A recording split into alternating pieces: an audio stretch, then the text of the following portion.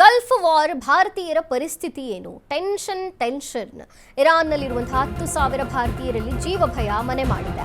Gulf war ಭಾರತೀಯರ ಪರಿಸ್ಥಿತಿ ಏನು? ಇರಾನ್ನಲ್ಲಿರುವಂತಹ 10,000 ಭಾರತೀಯರಲ್ಲಿ ಜೀವ ಭಯ ಉಂಟಾಗಿದೆ.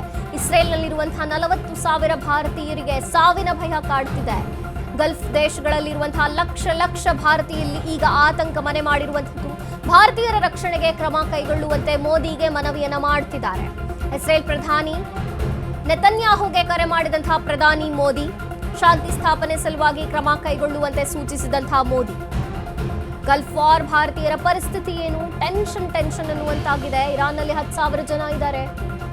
ಇಸ್ರೇಲ್ನಲ್ಲಿ 40,000 ಜನ ಸಿಲುಕಿಕೊಂಡಿರುವಂಥದ್ದು. ಹಾಗಾದ್ರೆ ಭಾರತೀಯರ ರಕ್ಷಣೆ ಹೇಗೆ? ಭಾರತೀಯರಲ್ಲಿ ಈಗ ಸಾವಿನ ಭಯ ಮನೆ ಮಾಡಿದೆ. ಗಲ್ಫ್ ರಾಷ್ಟ್ರಗಳಲ್ಲಿರುವಂತಹ ಲಕ್ಷಾಂತರ ಭಾರತೀಯರಲ್ಲಿ ಈಗ ಜೀವ ಭಯ ಕಾಡ್ತಿದೆ. ಭಾರತೀಯರ ರಕ್ಷಣೆಗೆ ಕ್ರಮ ಕೈಗೊಳ್ಳುವಂತೆ ಮೋದಿ ಅವರಿಗೆ ಮನವಿಯನ್ನ ಮಾಡಲಾಗಿದೆ. ಇಸ್ರೇಲ್ ಪ್ರಧಾನಿ ನೆತನ್ಯಾಹುಗೆ ಕರೆ ಮಾಡಿ ಪ್ರಧಾನಿ ಮೋದಿ ಮಾತನಾಡಿದ್ದಾರೆ. ಶಾಂತಿ ಸ್ಥಾಪನೆ ಸಲುವಾಗಿ ಕ್ರಮ ಕೈಗೊಳ್ಳುವಂತೆ ಸೂಚಿಸಿದ್ದಾರೆ ಪ್ರಧಾನಿ ಮೋದಿ.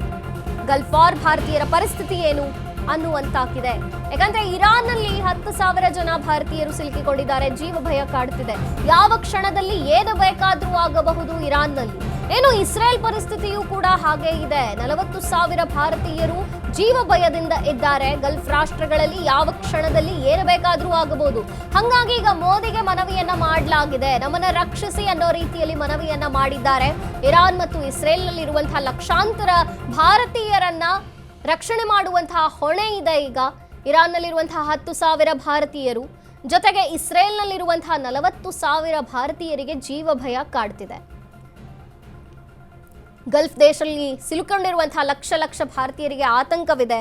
ಪ್ರಧಾನಿ ಮೋದಿಗೆ ಮನವಿ ಮಾಡಿದ್ದಾರೆ. ಭಾರತೀಯರ ರಕ್ಷಣೆ ಮಾಡಿ, ರಕ್ಷಣೆಗೆ ಕ್ರಮ ಕೈಗೊಳ್ಳಿ ಅಂತ ಮೋದಿ ಅವರು ಇಸ್ರೇಲ್ ಪ್ರಧಾನಿ ನೆತನ್ಯಾಹುಗೆ ಕರೆ ಮಾಡಿ ಮಾತನಾಡಿದ್ದಾರೆ. ಶಾಂತಿ ಸ್ಥಾಪನೆಯಾಗಬೇಕು, ಈ ಬಗ್ಗೆ ಕ್ರಮ ತಗೋಬೇಕು ಅಂತ ಸೂಚಿಸಿದ್ದಾರೆ ಮೋದಿ.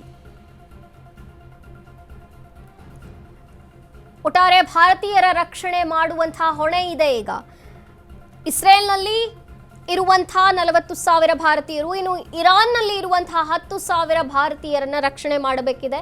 ಒಟ್ಟಾರೆ ಲಕ್ಷಾಂತರ ಭಾರತೀಯರು ಈ ಗಲ್ಫ್ ರಾಷ್ಟ್ರಗಳಲ್ಲಿ ಉಳಿದುಕೊಂಡಿರುವಂಥದ್ದು. ಈಗ ಸಾವಿನ ಭಯ ಕಾಡ್ತಿದೆ. ಮಾತೃಭೂಮಿ ನೆನಪಾಗ್ತಿದೆ. ಪ್ರಧಾನಿ ಮೋದಿ ನಮ್ಮನ್ನ ರಕ್ಷಿಸಿ ಅಂತಿದ್ದಾರೆ.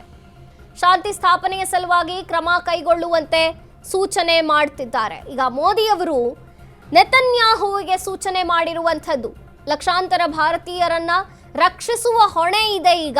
ಹಾಗಾಗಿ ಶಾಂತಿ ಸ್ಥಾಪನೆಯಾಗಬೇಕು, ಇದರ ಸಲುವಾಗಿ ಕ್ರಮಗಳನ್ನ ಕೈಗೊಳ್ಳಿ ಅಂದಿದ್ದಾರೆ ನೆತನ್ಯಾಹುಗೆ. ಕರೆ ಮಾಡಿ ಮಾತನಾಡಿದ್ದಾರೆ ಭಾರತದ ಪ್ರಧಾನಿ ಮೋದಿ. ಭಾರತೀಯರ ರಕ್ಷಣೆಗೆ ಕ್ರಮ ಕೈಗೊಳ್ಳುವಂತೆ ಮೋದಿಗೆ ಅಲ್ಲಿನ ನಾಗರಿಕರು, ಭಾರತೀಯರು ಜೀವ ಭಯವಿದೆ ಅವರಿಗೆ ಮನವಿ ಮಾಡಿದ್ದಾರೆ. ಈಗ ಶಾಂತಿ ಸ್ಥಾಪನೆಯಾಗಬೇಕು ಅಂತ ಇಸ್ರೇಲ್ ಪ್ರಧಾನಿ ನೆತನ್ಯಾಹುಗೆ ಸೂಚಿಸಿದ್ದಾರೆ ಮೋದಿ.